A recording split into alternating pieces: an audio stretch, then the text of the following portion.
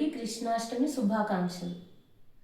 మన చిన్నప్పుడు చేత వెన్న ముద్ద చెంగల్వ పూదండ బంగారు మొలతాడు పట్టుదట్టి సందిట తాయతులు సరిమువ్వ గజ్జలు చిన్ని కృష్ణ నిన్ను చేరి కొలుతూ. ఈ పద్యంతోనే ఎవరైనా స్టార్ట్ చేస్తారు. మన తల్లిదండ్రులు చిన్నప్పుడు మనకి మాటలు వచ్చే సమయంలో ఈ పద్యమే మనకు మొదటిగా నేర్పుతారు. అలా చిన్నప్పటి నుంచి మనకి కృష్ణ భక్తిని పెద్దవాళ్ళు అలవాటు చేస్తారు. యాక్చువల్లీ మా చిన్నప్పుడు మా అమ్మగారు వాళ్ళ ఇంట్లో కూడా కృష్ణుని బాగానే పూజించేవాళ్ళు. కానీ చాలా ఎక్కువగా అంటే నా పెళ్ళైన తర్వాత మా అత్తయ్య గారికి కృష్ణుడు అంటే పంచప్రాణాలు. ఆవిడ కృష్ణుడితోనే అన్నీ చెప్పేవాళ్ళు. తన కష్టమైన సుఖమైన అన్నీ కృష్ణుడితోనే చెప్పుకునేవాళ్ళు. అందువల్ల నాకు ఆవిడతో ఉండి నాకు కూడా కృష్ణ భక్తి చాలా అలవాటైంది.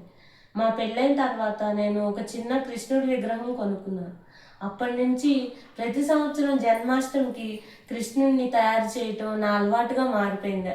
అలవాటు కాదు, యాక్చువల్లీ చెప్పాలంటే నా ఆనందంగా మారిపోయింది. కృష్ణుడు అంటే నాకు కూడా విపరీతమైన ఇష్టం, గౌరవం, ప్రేమ అన్నీ. కృష్ణతత్వం గురించి నాకు అర్థమైంది ఏంటి అనేది మీతో షేర్ చేసుకుందాం అనుకుంటున్నాను.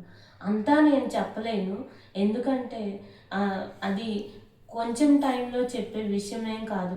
అది ఒక బావి లాంటిది. అందులోంచి మనం ఎంత నీటిని తోడితే అంత ఊరుతూనే ఉంటాయి. అలాగే మనం కృష్ణతత్వం గురించి తెలుసుకుంటున్న కొద్దీ కొత్త విషయం ఏదో ఒకటి తెలుస్తూనే ఉంటుంది. మనం కృష్ణతత్వం తెలుసుకోవటం మాత్రమే కాదు, దాన్ని ఆచరించగలగాలి.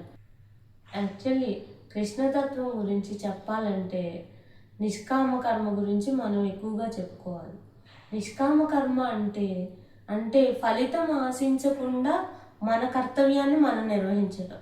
ఇది ఏ దశలో అయినా వర్తిస్తుంది. విద్యార్థి దశ నుంచి పెద్దవాళ్ళం అయ్యే వరకు మన బాధ్యతలు ఎప్పుడూ ఉంటూనే ఉంటాయి. చిన్నప్పుడు చదువుకునేటప్పుడు, ఉద్యోగం చేసేటప్పుడు, ఫ్యామిలీ లైఫ్ని లీడ్ చేసేటప్పుడు, పెద్దవాళ్ళం అయిన తర్వాత, ముసలి వాళ్ళం అయిన తర్వాత, ఇలాగా ఏ వయసుకు సంబంధించిన బాధ్యతలు ఆ వయసులో ఉంటూనే ఉంటాయి. కృష్ణుడు భగవద్గీతలో ఏం చెప్పాడంటే, మీరు ఫలితం గురించి ఆశించకండి, మీ కర్తవ్యాన్ని 100% చెయ్యండి అని చెప్పాడు. ఫలితం నాకు వదిలేయమని చెప్పాడు. అది కృష్ణుడు మనకు ఉపదేశించిన భగవద్గీతలో ముందుగా చెప్పింది అదే. అలాగే లైఫ్లో జయాపజయాలు రెండూ ఉంటాయి. కొన్నిసార్లు సక్సెస్ ఉంటుంది, కొన్నిసార్లు ఉండదు. కానీ రెండింటిని ఒకేలా తీసుకోమని చెప్తాడు కృష్ణుడు. ఆయన లైఫ్ నుంచి కూడా మనకు నేర్పించింది అదే. ఆయనకు కూడా చాలా కష్ట నష్టాలు ఉన్నాయి, కానీ ఆయన ఎప్పుడూ ఆనందంగా జీవించాడు. చిన్నప్పుడు గోకులంలో ఉన్నప్పుడు అలా అల్లరి పిల్లాడిలాగా అందరితో ఆనందాన్ని పంచుతూ, అందరితో ఆనందంగా ఉంటూ గోకులాన్ని నందనవనంగా మార్చాడు. కృష్ణుడు మనకి దేవుడు మాత్రమే కాదు, అనుసరించాల్సిన తత్వం. ఆయన మార్గం అనుసరించాలంటే మనం ధర్మబద్ధంగా ఉండాలి. ఆయన మాటలు మనకు వినిపించాలంటే మన హృదయం ప్రేమతో నిండి ఉండాలి. అప్పుడు మాత్రమే మనకి కృష్ణతత్వం అర్థమవుతుంది. మనం మన బాధ్యతల్ని సక్రమంగా నిర్వర్తిద్దాం, ఫలితాన్ని భగవంతుడికి వదిలేద్దాం. అందరికీ కృష్ణాష్టమి శుభాకాంక్షలు. కృష్ణం వందే జగద్గురు. కస్తూరి రంగరంగా నాయన్న కావేటి రంగరంగా శ్రీరంగరంగరంగా నిను బాసి ఎట్లునే మరచుందురా.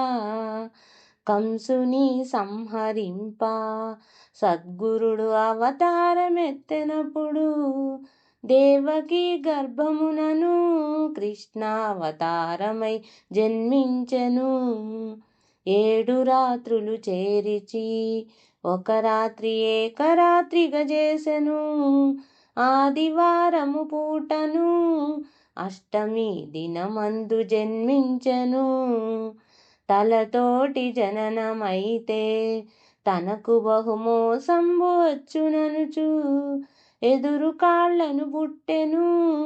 7 దాదులను చంపెనప్పుడు కస్తూరి రంగరంగా నాయన్న కావేటి రంగరంగా శ్రీరంగ రంగ రంగా నిను బాసి ఎట్లునే మరచుందురా